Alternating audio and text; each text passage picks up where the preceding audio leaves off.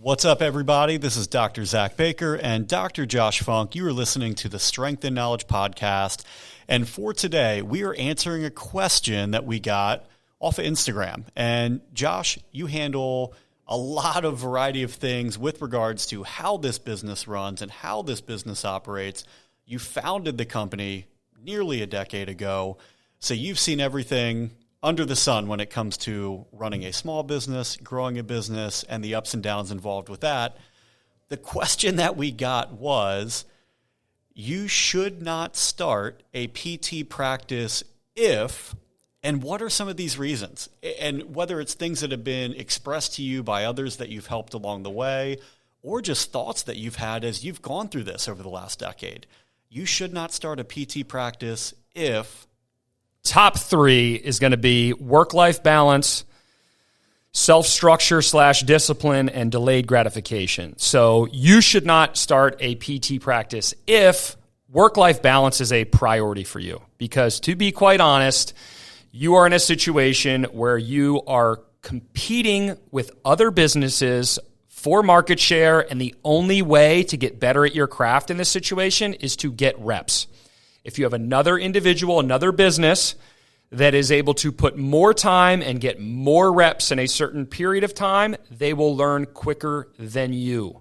If you think that you're going to do 30, 40 hours out of the gates, I can almost guarantee you'll be just like every other small business statistic, and you probably won't make it to the 2-year mark. It is a time commitment because you are trying to cover an ignorance gap. You most likely, like myself, did not go into school to be a business owner.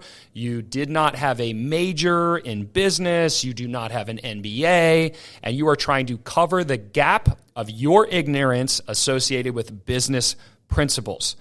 There's no way to shortcut this other than putting in excess time. You will have to work 50, 60 hours, potentially more.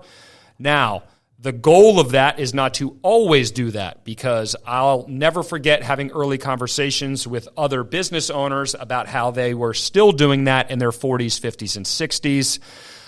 It's safe to say at this point in time that over the course of 10 years, that work-life balance has kind of gone in waves, and I like to call it work-life rhythm a little bit more. But as a result of the reps, I know who I am, I know what I'm good at, I know what I'm doing, and I can kind of choose to dial up or dial down based on the fact that we are established. But it was through those first, say, year, 2, 3 years where you're really putting the pedal to the metal and you are trying to close that ignorance gap so that you know what you need to do to have a sustainable business. You shouldn't start a PT practice if you can't self-structure and you don't have discipline. If you do not have the ability to structure your calendar on a regular basis, it's going to be very, very hard for you to start a business. The only person waking you up in the morning when you're a business owner is yourself. The only person setting aside time to do the things that you don't like doing or don't want to be doing is yourself. Not every aspect of business is the most enjoyable, happy-go-lucky, butterflies and rainbows experience. And if you don't have the ability to carve out and show up on a regular basis to do the things you don't enjoy doing, somebody else will. So you should really, really ask yourself if you've been somebody that's just committed to routines carved out by other people. You should ask yourself if you've been able to buy in over long periods of time to do things that you don't necessarily enjoy doing. And if the answer to either one of those is even iffy, you shouldn't open a PT practice.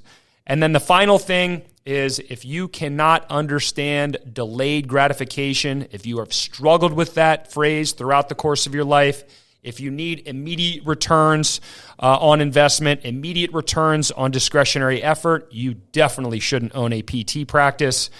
It takes time. There is no accelerating the gap that I mentioned earlier. You are most likely not born into family wealth. You are most likely not born into stardom, and you're not in a situation where things are going to be without significant friction. But if you can buy into the process, as a result, you will eventually end up having levels of gratification, which to me come in the word leverage, where you have a leverage of time and money as a result of your efforts because you are highly competent at now running your business.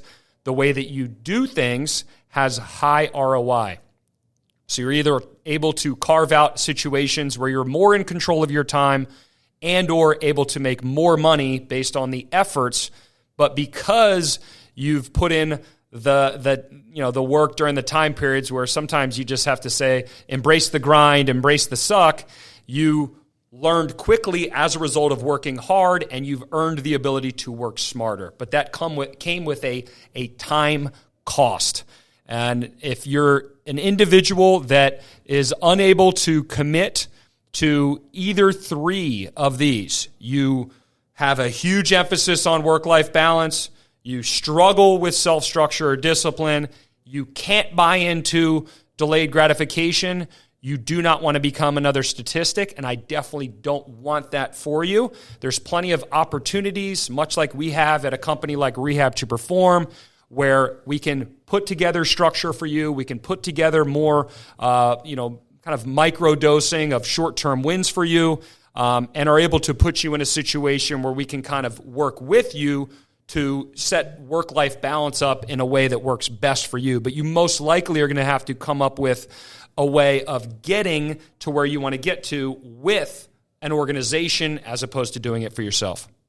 Love it. 3 great points. That was a question that we fielded from the audience. So if you have any questions that you want to hear answered, get in touch. Email, social media, shoot us a message. We'll share our thoughts.